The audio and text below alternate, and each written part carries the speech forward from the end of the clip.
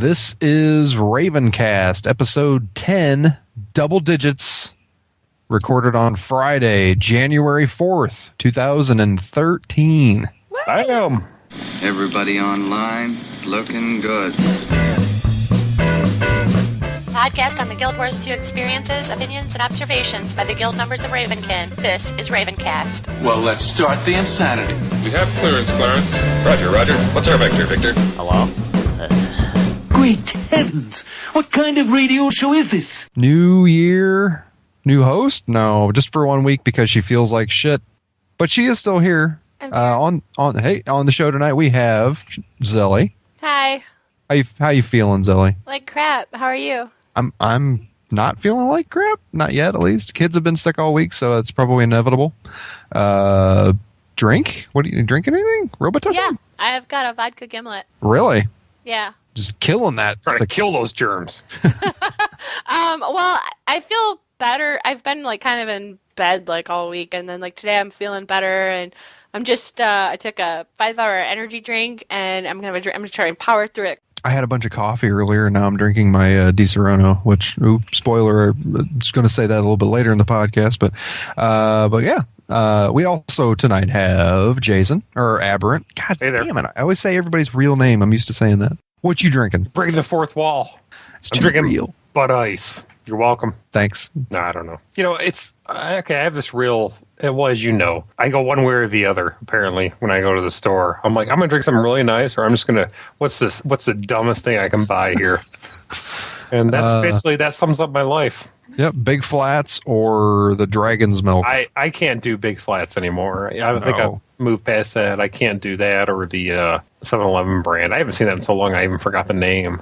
Game Day. Game Day. Yeah, I can't go that bad. But I'm more like, okay, I was looking at this. Do I get Mickey's? Something like that. So I guess I moved on into another part of my life. You know what I like, though? I like that you're not a beer snob about it. You love the really good stuff, but you're not a big snob. You'll drink some shit. I get made fun of for it, too. So, But yeah. Yeah, you just couldn't do that to your body anymore.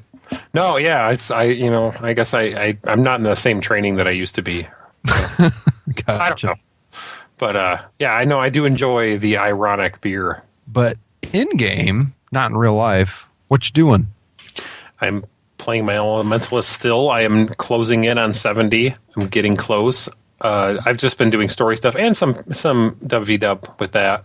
I've also been messing around with alts a little bit more. So I'm almost hit all of them. So I've been doing Hunter this week, which Ranger? is... Yeah, Ranger. Yeah.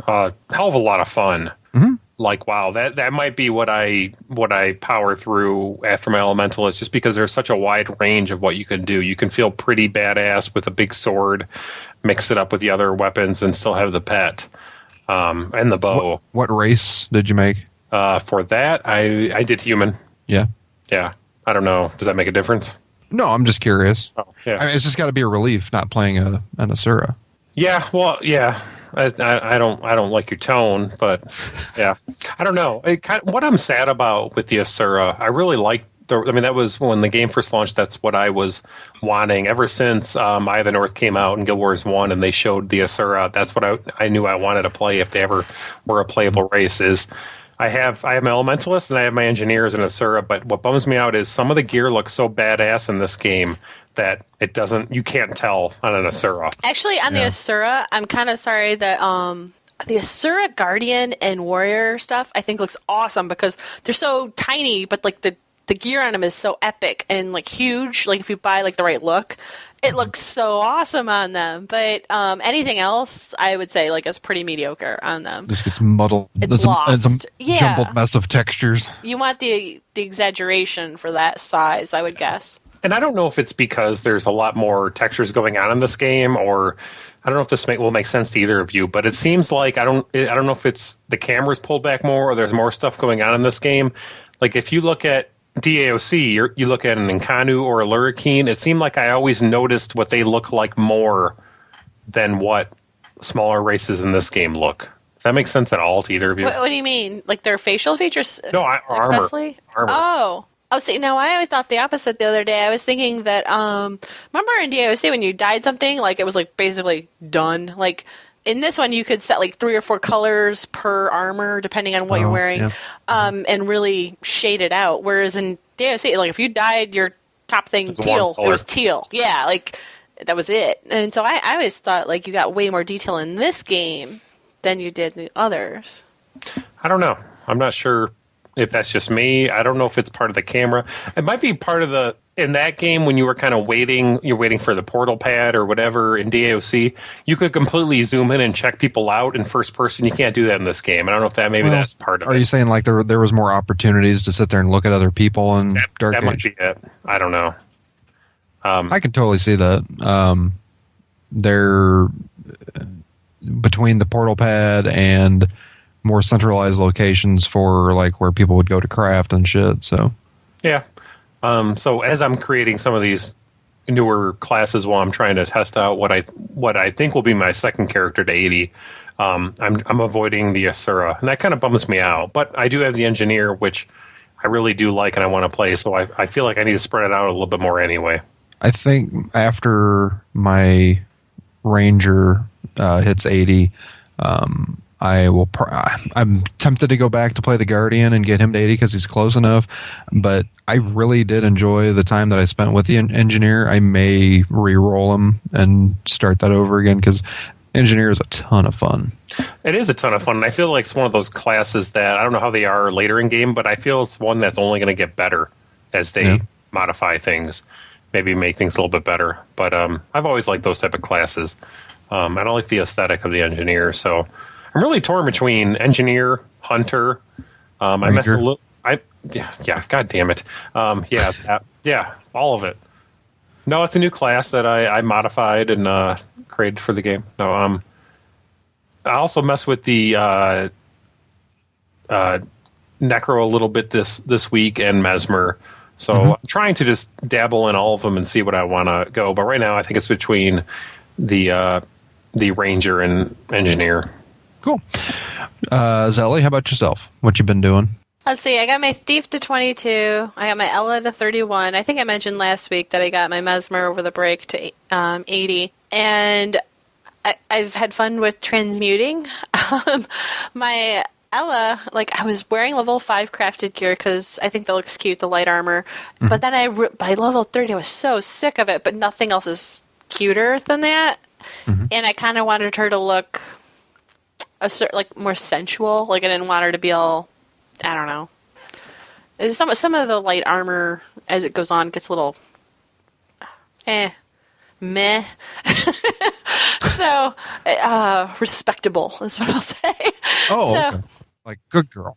Yeah. And so but my chick has like the black eye makeup that's like run down her face, and like she's not respectable. She's kind of a mess. Rampy? Yeah, she's a hot mess. And so I was like, well, that doesn't really fit. And so, but I was like, I don't want to really level her to the point, like all the way up there and still wear level 5s. I don't want to keep transmuting level 5 stuff. That seems like a waste too.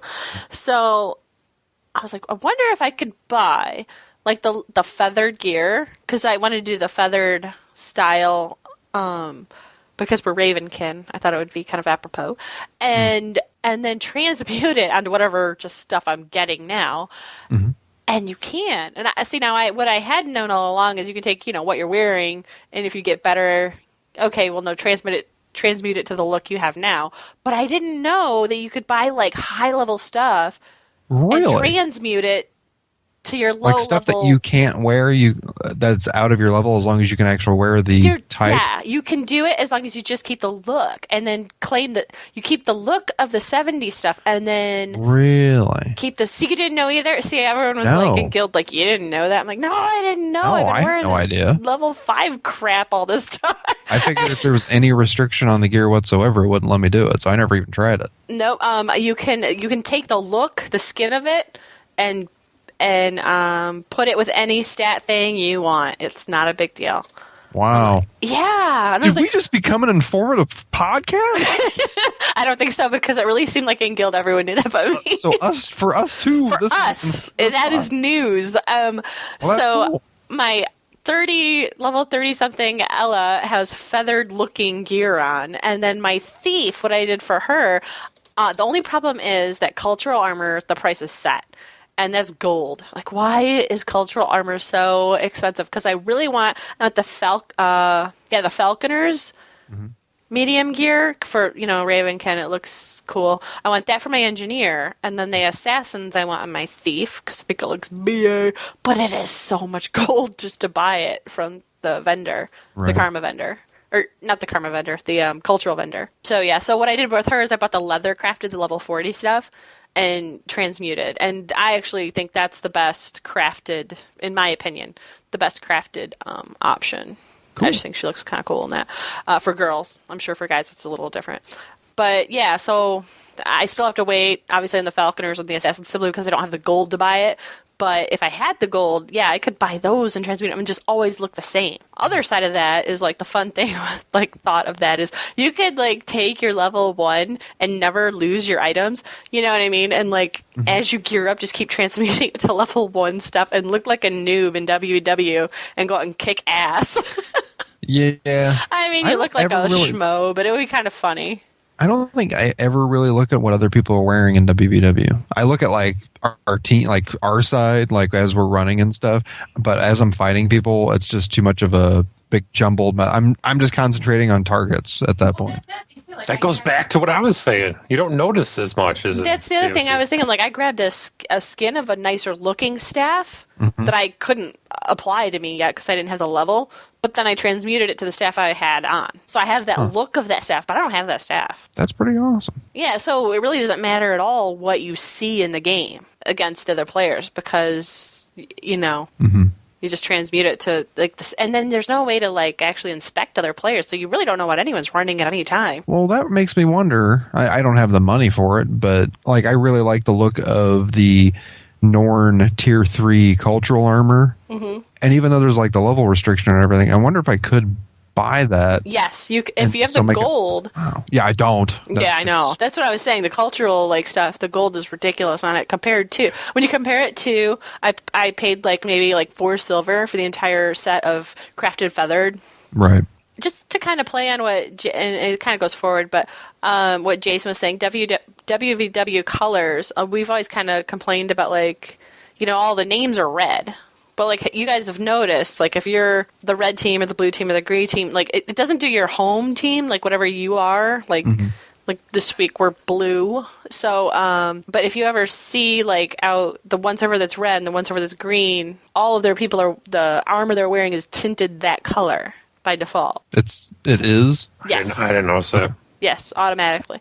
That you got to look at the actual characters, not the names. Oh, right. Yeah. And that's by default. You can change it. You can change it to see their real intended colors if you wanted to. But I thought the first time I noticed it, I'm like, wow, that's I think it was. They're really coordinated. Yeah, I'm like, wow, that is badass. What a show of support. That's awesome that they're picking. To all. We're gonna lose guys, but look at them. They are. Team server right there. Yeah. So no, and we're probably last on board to figure that one out too. By default, you see everyone tinted the color of the team they're on. My personal hope, you guys can disagree if you want, but I wish the names were the only thing that was tinted. Since they have the option to, by default, the tint shows on their armor, but you can turn it off and whatever. Okay, instead of doing all that work, just let me have the option to tint the names the colors I want. Yeah. I think as long as it's optional, because my thing is, as you're rotating servers, you have to keep it red because people aren't going to be paying attention to what color they are. But if you do that optionally, where you have to go tag it, I don't see any problem in that. I want to be able to put custom tags on it, so like a green name that says "Look at this asshole," and so I know I got to kill that guy. And then blue names are like, "Look at this asshole." Asshole 1 and side asshole 1, asshole 2. Surrounded by assholes. Slurms, we've been doing a lot of talking. How has your week been going, sir? And what is your beverage tonight? No one cares. See how that feels? Doesn't feel good, does it? That's what I get each week. All right. Guess we'll. Sir, I love you. Server rankings? No, really. Come on. Come on. Here. Oh, I'm sorry. Yes. One more thing I did do that I just kind of... Oh, thank Christ you saved it.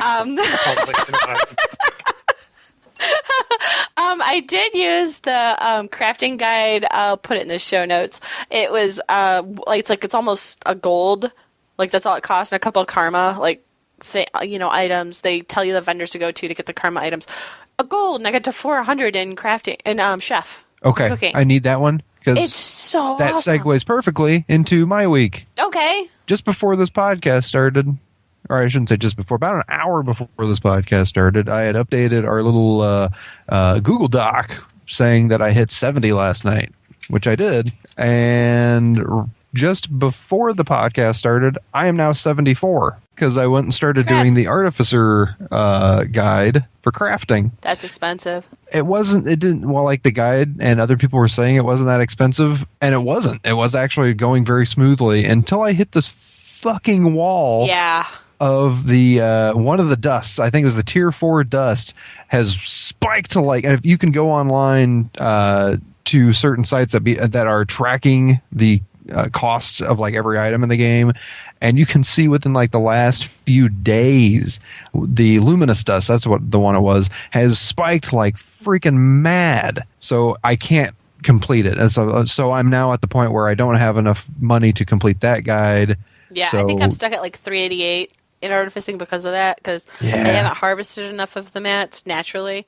I'm at 226 or something like that. And I'm stuck. I'm completely stuck because the luminous dust has just gone up like mad. So I will probably jump over to the chef guide and take it as far as it can take me. But given that I've spent a chunk of money into the artificing, I might not be able to hit.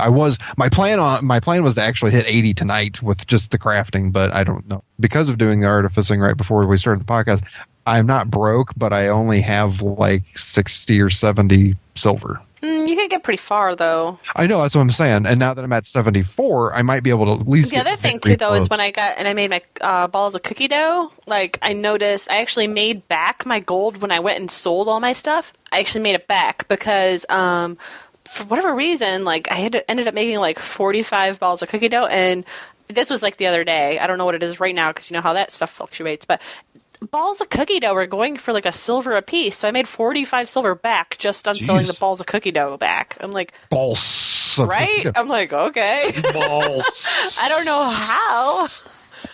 I don't know why that fluctuated in price so much, but I totally sold to get that back, and then with the other stuff I made that was selling well, I actually made my gold back that I invested into it. So maybe as you go and you get to that point where you have no money, sell what you've made so far, and you'll get the money to go on to the rest of it. And I was going to try to do that with the artificing because I had made crap tons of potions and stuff.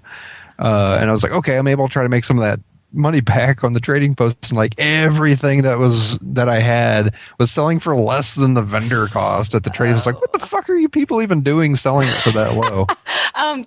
Chef stuff never sell. There's only a few items that really sell well, and it's usually ingredients to other things. Just let me know I'll link you the guide, but please do. Just let me know what karma items you need, because I went on my Mesmer and did those hearts already. I could just buy it for you and send it to you. Okay.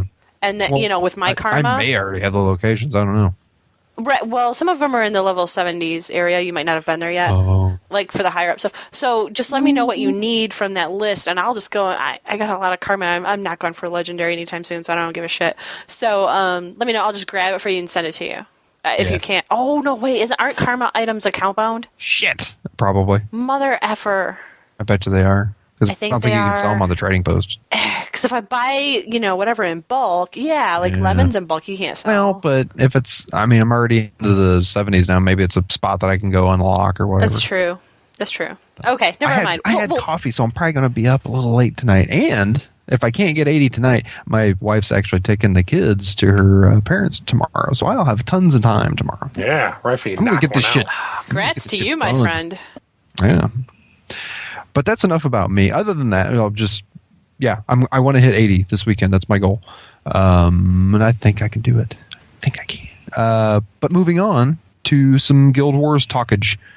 Server rankings, good or bad, how else could you do it? Zelly informed me, because I wasn't on that night, that there was some talk on the guild chat about whether or not the current system of server rankings across servers for WVW was actually a good or a bad thing. Give us a little synopsis, will you?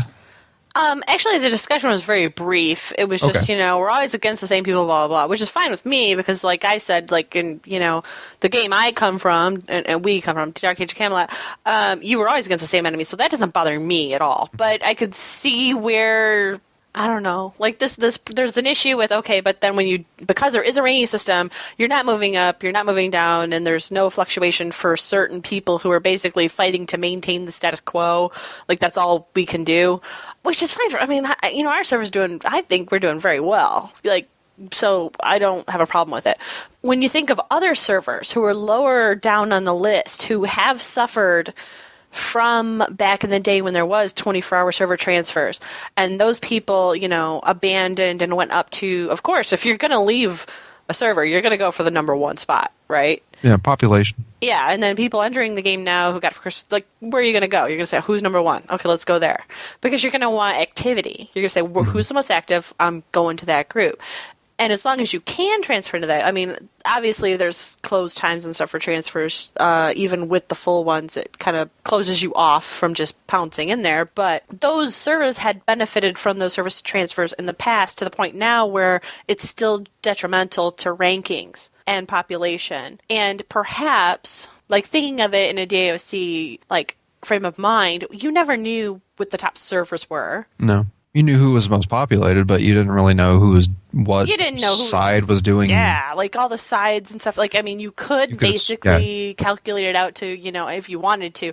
Albion has had Darkness Falls for 4 weeks in a row, or Midgard has had it for 5 weeks in a row, and like it still seemed to fluctuate enough back in the day though, where people didn't really keep track of it and pop around as much. I don't know if that's just a time thing, where now we're more concerned with that. Like, that's the thing. Like, maybe if they didn't have it in a list of this is number 1 and this is number 15, like, no one's going to go to number 15. If you're the last on the list, people are going to go, I'm going there. Yeah. And people will still try to use anecdotal evidence to figure it out. But I know, but maybe if it was just like, maybe it'll be a little bit better, I think, yeah. Maybe if you had, like, triangles of groups and they just didn't, if they didn't clearly mark it as to why they fluctuated the triangles, if they had more mystery involved in the system as to who was number 1 and stuff, maybe it wouldn't cause so much people to server jump. Congregate. Yeah. Like, I mean, I don't... And this is coming from, like I said, like, we're not on a server that's suffering from a population problem. No, that was going to be my question. Because we're in the high end, it's hard for us to really talk for those on the low end. I'm curious, like, those that are participating in WVW on the lower, like, couple tiers of servers, is it fun? Is it still, like, active enough to be enjoyable? I mean, because as long as there's still an active WVW community on those servers and there's action going on and they're enjoying it, I don't see how it's a problem at all. I think it's actually working as intended. So one of the things when Zell and I were talking about this week that came up, and I don't know if this is an answer, and I don't really know how well it worked out for DAOC, but I remember not long after Sharded Isles came out, maybe it was a while after, but they talked about those servers that were having population issues. I mean, does ArenaNet look at offering a PvE XP bonus to lower servers to try to get people to flock there or something like that? I don't think they do that now, but I think the whole idea behind the way that they were balancing these separate tiers of servers was to not have to do anything like that. Yeah. When you say you have this population, okay, we're going to rank servers and they're going to fight each other, so things will be even. That sounds really good, and I have no problem with fighting the same server week after week, because that kind of tells me their ranking system's working. If every week we were like going up and down, it's way too chaotic. There's no consistency to what you're doing. But my fear is that those lower servers, it's not that they're evenly matched. Are they just empty? Are there just not things? Are you to running do? around looking for Exactly. a fight? Yeah, because if that's if that's it, then you have a different problem. The system that you created didn't work. If you have even population on every server, the system probably works really, really well. People, I guess, want the WVW. The only thing as you were talking about all that, the one thing I kept thinking about was maybe it's because of the difference in factions in Dark Age Camelot versus just servers in this game. I really like WVW and I want to see it go places, but I already have a hard time having a lot of server pride because I go in and I have fun playing WVW, but I remember back in Dark Age Camelot, I couldn't wait to get online to go out and protect my realm. Is that because there were obviously the servers and the communities were smaller. Sure. And it was obviously, divided by 3 there. I think there's probably tons of different reasons why there's a difference between then and now. I think one thing that maybe we don't think about is it was a lot newer back then too. And the whole idea, you mean? Yeah. Sure. Part of that might just be novelty. I remember playing Dark Age and trying to go explain it to people when I was I had just started college or something. We were playing and they had no fucking clue what I was talking about. But it was something that was so new, like the total concept of you have this persistent land that has castles that you're battering down the door to and all this. It was so new. And maybe it was partially the novelty because just like what you're saying, when I wasn't on helping out back then, I would even throughout the day occasionally I would think, oh God, I wonder what's happening right now. I don't ever think that about Guild Wars WVW. Yeah, that's true. And you might not think about it another MMO like that again. I may not. That's the thing. It may I never disagree. be the same I think thing if they for me. gave me a reason to care, oh sure, because the thing with DOC is no, I checked on that stuff regularly because I wanted to know, do we have Darkness Falls tonight? Because that depends on what I'm doing tonight in game. Yes, totally. Yeah, am I going out in WW and fighting, or am I going to be able to go and pillage and loot and do my thing?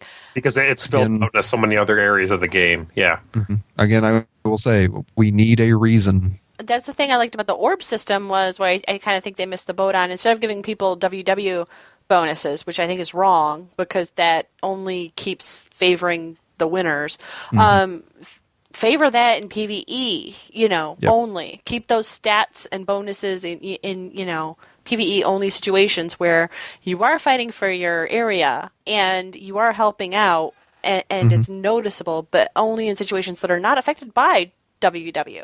And I think that actually, shows people who are PvE players the benefit of WVW and winning. Yep. And it gets people out there wanting it. In other Guild Wars news, the Snowflake ban, the Blizzard of 2012. Was it still in 2012 that they got banned? I don't know. No, it was 2013 when they got banned. The Blizzard of 2013. Over 200 people were permanently banned for exploiting snowflakes. If you remember, throughout the Winter's Day event, you could get snowflakes as gifts or as items from your gifts, your small to large. They varied in their tier based on what package you'd get them out of. Basically, the exploit in Guild Wars 2 that it was an exploit in Guild Wars 2 that allowed players to receive infinite ectoplasm. And it has now been patched. There was if I remember correctly, there was some jewelry that you could make with it, and then you could salvage it and get ectoplasm, right? Yeah, exactly. People whose accounts were terminated, they say, are the worst offenders of it, and that obviously if you're getting double, return for something, then you should know that that's an exploit of the system that ANET did not intend. And if you're doing it on in the volume that these people were doing it, then you should be aware. Obviously, these people were aware that they were getting something for nothing. I don't know that I like that. Me either. And I'm not someone, obviously, who would do it. I am. No. And I'm not even at the level I could do it. I would not disagree that what they were doing couldn't cause some issues, some underlying issues, or even obvious issues with the economy, especially with ectoplasm, because it is a major thing. But people farm for ectoplasm. And to say that, hey, we implemented a recipe that caused this to be available, and then because you were using this recipe that we implemented, you were using it too much. You're banned now. I'm sorry. I don't like that. Not to say that it maybe wouldn't have been slightly obvious, like it was exploitative, but warn the people. Don't fucking outright ban them. I don't like that. Permaban. These people are. I mean, these accounts are now dead. Yes, you have to start all over with a new account. Yeah. And hopefully, like, if you're one of the people to ban, you have the sense to make an account with a new email address, because I have no idea. It's like somebody making a racing game, implementing cars, and then somebody using this car, and then them going, okay, we made this car too fast. You can't play the game anymore because you were using that car. It starts to make you wonder, like, how much money can I make before you ban me on the trading post? Right. Because, I mean, I salvaged an item, and, like, on one hand, too, you were getting more out of it than you put into it, but on the other hand, too, it's a holiday item, it's temporary, maybe it's like a temporary, like, ooh la la la. Mm-hmm. Honest to God, if I had even, I mean, I'm just not the person to notice this type of stuff. If I had salvaged it, I'm like, ooh, 2, I'll do it again. Ooh, 2, I'll do it again. I am not the type of person who would have thought twice about it, and I would have just kept doing it. Yeah, because, oh, cool, money. I need money. I could use money. Ah. I kept on reading about this over Reddit. The very, like, 4 or 5 or 6 different threads that were made regarding this, linking to forum posts about it and stuff. But yeah, I was reading over these and seeing the arguments going on about whether this was really good, like bad or not, or like whose fault was this, and it's just like it took me forever to figure out like where I even stood on this, because on one hand, I would think like, okay, if I'm getting double the mats that I put into it, okay, there's a bug here, like, and then maybe I email ANET and wait for a response. But I would think like the average person who just kind of accidentally fell into it, like one guy, I mean, this is all like God knows if he's telling the truth or not, but one person said, I made 20 gold. And I was banned for doing this. 20 gold, I would say, is not a lot. But considering if you get a holiday item, like think about like the chainsaw for Halloween, how much you got for selling it once. Right. That was a bunch of money you could make off of that stuff. If that person's telling the truth, and he or she said they used that money to buy one of those bells, the unbreakable bells. Mm-hmm. It wasn't me, by the way. I would have, I would have. Yeah, I want that bell. And he used them to get. I'm gonna try to break it. He used it to get the gold, or he used it to get the gold to get the bell. He bought the bell and he stopped because he goes. Honestly, I knew it was kind of weird. But here's my chance to get around the shitty drop rate. If you get double of something back for what you put in, and the reason why we're talking about is not whether or not ANET's right or whether or not the players are right, but it's just a public service announcement. If you're getting back double the mats that you put into a recipe, then there's probably a bug, and do not do it for profit. Or at the very least, send in a report asking about it.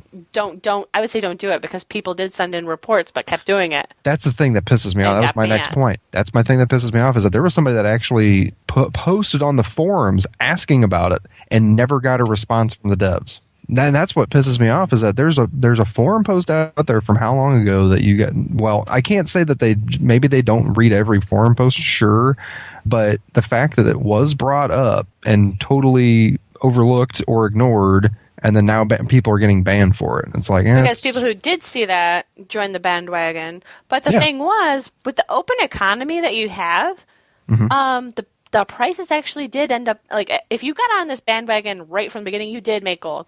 As more people found out about it or discovered those posts, the economy balanced out, and people didn't make that much off of it. Right. I can sell, like I said, balls of cookie dough for $1 a piece. I mean, am I going to get banned for doing that? Like, right, yeah. That's what's selling in the trading post. Some people are going to make some money quick, but then eventually enough people catch on to that, and then nobody's going to make the money from doing that, and somebody's going to have to find some other way to make it. Isn't that kind of a free market? Yeah. That's where overall, when I look at it in that perspective, I don't think anybody should have been banned over it. No. Right. Especially for the fact that it's something that from a recipe that you put in. That's the thing that really, really bugs me. It's aggravating. I don't like what they did. That's all I'm going to say. All right. Speaking of ranting, why the hell are gray items soulbound? Okay, this is my topic. Sorry. I'm trying to do a scavenger hunt for the guild. Yeah. My thought process was I would put it in an area to be announced, and we would go, port there together as a group. And I was going to have everyone go out in teams of 2 and harvest gray items, because I'm thinking, okay, there's no reason for anyone to keep a gray item, right? Everyone just kind of like, if you get them, you sell them, sell as junk. And you don't really pay attention to what gray item you gather from what mob, right? Right. So it's perfect. We have everyone go out. I give them a list of a certain number of gray items each team has to come up with. And then they, the first team to mail me back my list, I would use the game mail system, my list of required items, that's the team of 2 that wins the scavenger hunt. Mm-hmm. And I'm sitting there and I'm like actually going through the zone that I intended to do this scavenger hunt in. And I'm gathering stuff, and like for whatever reason I clicked on one. I'm like, soulbound. That's weird. And clicked on some of the other guys. Soulbound. Why? And are you talking about like all the trophy, like quote unquote trophy items? That's what all gray items are. They're all trophy. Yeah. I don't fucking get that. No, are they like bowling trophies? No reason to trade them, or it'd be awesome if, like, in 4 years, ArenaNet just comes out with just insanely awesome shit for if you've held on to that. Yeah, but I mean, I understand there's no reason to trade them. There's no reason to put them on the marketplace. So there's no reason to make them not soulbound. But what's the reason? What's the point of restricting them? Like, what if I just want to send someone a pebble as an inside joke? Like, why can't I do this? This guy gets it. Because it's, quite honestly, it's just messing up my, free thought guild event here, Yeah, I mean, because I'm sure you're probably the first person to question this, but it is a valid question.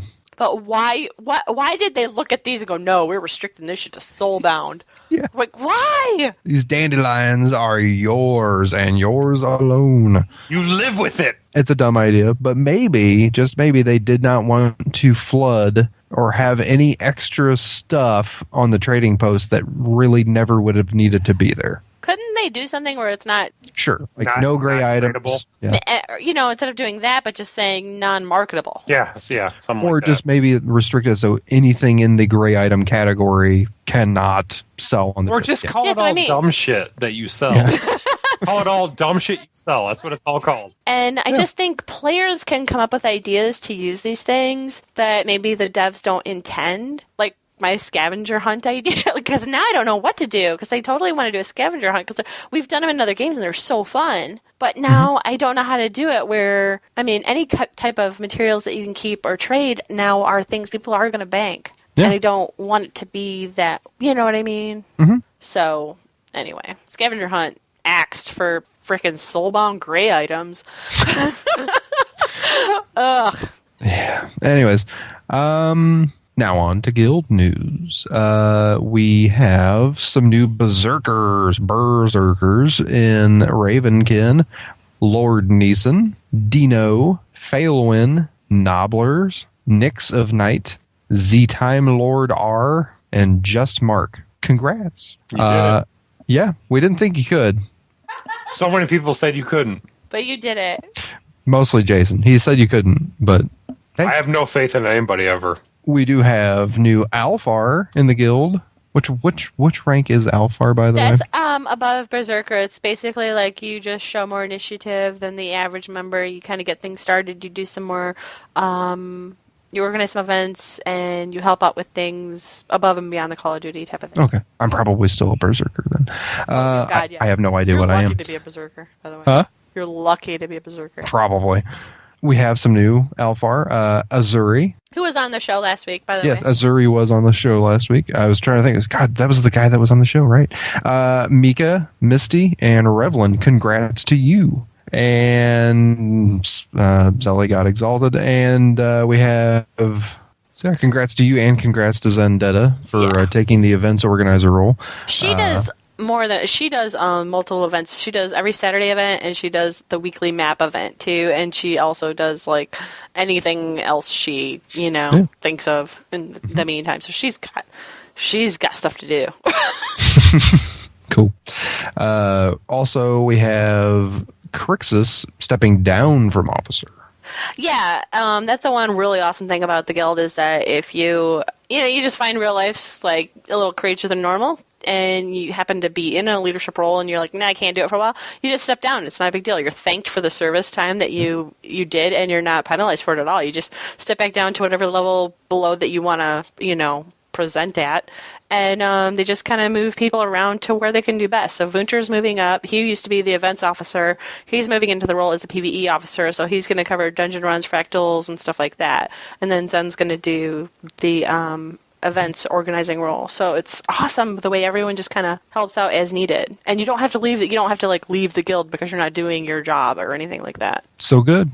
We have a raffle coming up. Send 5 if you're interested. This is send 5 silver to Zendetta via in-game mail, and she'll send you a raffle number. This sounds familiar. Send her more to buy more opportunities. Winner gets half of what's collected. Funds go towards buying a commander title for one of the WVW leads. So that is a very, very good cause. The deadline for the raffle is going to be January 11th, and the drawing is going to be on the 12th. Yep, it's a 50-50 raffle. You've been to any type of soccer mom situation for any of your children and or nephews and nieces.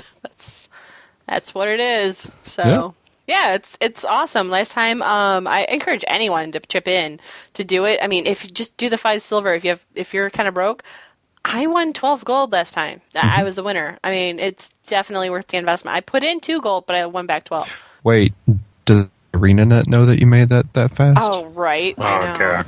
Here we go. Anyway, moving on. Wednesdays are map completion nights. Last week was Kaeldon Forest. I actually participated in that for as long as I could. Then I had to bail. So yeah, that's the thing. If you go for guildies, if you're in a map completion night, it's not like a normal guild event. Map completion night's kind of like a herding cat event. Everyone just you stick in a general cloud and kind of herd through the map, and they do actually do 100% the night. So if you are willing to stay on until it's over, you'll get through the map. But like for me, I pop in when I could, and I popped out when I wanted to. I just kind of was there for the fun of it. We were discouraged from doing the jumping puzzle because it would take too much time out of the map. Yeah, that was partly my fault. Obviously, they couldn't because we had 2 groups of people doing it, and so you can't do a whole jumping sit there and wait for everyone to do the jumping puzzle. The whole goal was the map it, not the jumping puzzle. So for that situation, a couple of us were like, well, for me, I just started doing it expecting to fall off the first branch I jumped onto because that's my thing. I don't know why. I think it's because I was expecting to fail, but I made it to the end with 0 errors. We were doing the spiral of, what is it? It's in the Kaeldon Forest, that spiral. It's the big floating stones one. Yeah. And I never knew that was actually a jumping puzzle. I had been in that zone a couple times before and seen it. And I was like, oh, that looks cool.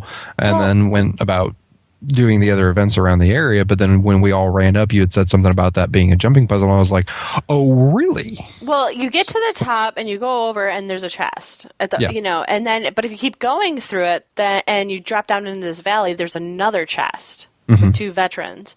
And then you can kind of open a side door and then let other PvEers into the area. Yeah. So it keeps going after the first chest. So yeah, but I think the first time I did it on my Guardian, I spent like an hour on it. I was just terrible at it. And so I just jumped into it thinking like, okay, well, I'm not really going to do this. I'm just going to float up to where I fall off all the time, and then I'll just drop down and help everyone else with the map quest. But then there were like 3 or 4 of us doing that, and we kept going, and I didn't falter. I actually got to the end without failing like once, which it doesn't happen. So then, of course, I'm not going to stop. I shouldn't have started. It was not the focus, but that is how when you're doing map at night, with the guild, it is not like any other event. Usually in events with the guild, you need to focus, you need to listen to the leader, you need to do your thing. But I've been in other map at situations with the guild. Map at night is kind of more of a cloud rather than a focused energy. So you have to be more open to the chaos. Like Pee Wee Soccer. Or hanging out at Kmart. And take your shoes off. I do not hang out at Kmart. Have you been to a Kmart lately? What? Oh, it's awful, isn't it? It's a scary fucking place, man. Depressing. No, the one It's by so us weird. is closing. It's really Good. in there. Yeah. It's I where I, feel had bad one of for- my first jobs. Just saying. Used to get drunk in the parking lot while bringing in carts. What did you do with the blue light special? Okay, there was this guy who worked there. A bunch of us worked there, and we dared him to let us tie him up. And then we put him in a box, and then we put the blue flashing light on him and put him out on special. In the middle of the store. And then I got fired. Yeah, they all got Nice. fired. They blue light specialed. And now they're going out of Okay. business. So who has the last laugh? You should walk up to the store like the last, say, ha, ha, motherfucker. Anyways, Anywhere near that place. no, I wouldn't either. You're going to get shot. Right now, as we speak, dungeon runs are happening, so you should know that by now. Saturday, tomorrow, hide and seek at 5 p.m. Location is going to be announced, so look at the forums or in the guild chat at 5 p.m. They'll tell you where to go. Sunday, WVW. I hope to be 80 by then. I'll be rolling full force. And just to let you know, we've actually temporarily closed recruitment. We've got a flood of new initiates via current members who have brought some of their friends over, and they've, obviously you want to bring your friends into the guild. But the other thing is, Ravenkin really does, even though we're growing, we still want to keep that really family community atmosphere where everyone has these great ties with each other. Yeah. So we're postponing recruitment. Like when you first start banging a chick, you want to give it some time and really find out what she likes. Okay. So we're gonna take a break from adding people. But if you really want to join Ravenkin, don't put us off, because it's just till we get to know the new people we have right now, and then we'll open up again. It's not that we're closed By the time off. you listen to this, that might be over. It's true. I edit very slowly, so Hey, yeah. hey, Yeah, what's up? who wants a dancing mini Moa? Not me. Fuck those things, right? Okay, this is the most awesome thing ever until I found out it was a compound. But in the Shire of Beetleton, That's not a place. yeah, in Queensdale. I want you to reflect on that sentence you just said. And then, how do you feel about your life? I know, but in Queensdale, if you go to the Shire of Beetleton, outside of Codicus Manor, if you're waiting for the dungeon, you Use probably that noticed line it. at a bar. There's that carnival that's going on outside there. There's the skill. There's actually the skill point for the Carney Jeb out there. There's a car. It just keeps getting worse and worse. I know. But occasionally, on occasion, there's this little Asura Moa trainer. Johnny Most rises from the mist. No. Johnny I'm Most. serious. This Moa trainer, Keba, comes out, and she comes out and she has these Moas, and they do this weird little dance thing, and one of the Carney's officers money for him, and she sells them, and then she stands there at the center for a few minutes before she goes back in, and she's gone. So she's not there all the time, but when she is there, she will sell you a mini Moa egg. It's 2 silver, 16 copper, and you get a mini Moa that will, if you open it up, it will dance for you. So you can buy it, and it's unfortunately it's bound. So that's one of those things. I was thinking, that would be a cool little gift to send somebody. Nope. That's just. Well, if think about it during the Christmas, or I'm sorry, the Winter's Day. For when I was doing gifts for people, that would have been a cool thing to find and send to somebody as a little gift. Here's a little Moa that's just going to dance for you. That's trained as soon as you open it to dance. That's. I don't understand why they make these good. neat little gifts account bound. Whatever. It is account bound, so if you want a little dancing Moa, who doesn't? I bought one, of course. So adorable. You just open it up, and this little Moa comes out, and it dances for you for a minute, and it's gone. And that's it. That's your 2 silver. But Yeah, I like that. I might have. it's a neat little thing, and it's not available all the time. But if you're out there waiting for Codicus Manor, and you see the little dancing Moas come out, run over to the Moa trainer there, and the service will sell you a little baby egg that's pre-trained. That's all I got. That's awesome. That's a good ending. Valuable tips. If you see the dancing Moas come out, be like this stage show that happens. It is. You get Here's a little another show. tip. Take it Taco home with cat you. spelled backward is taco cat. What? That's another tip. Taco cat spelled backwards is taco cat. Wow. Yep. Good night, everybody. I don't care about any It's of the worst this. outro ever. Ravenkin is a casual Guild Wars 2 guild fighting for Sanctum of Raw. The views expressed in this podcast are the personal and official views of the specific RK members in the podcast. Our views should not be misrepresented as the official views of anyone or anything else. Questions, comments, feedback, errors, etc. can be sent to info.ravenkin@gmail.com.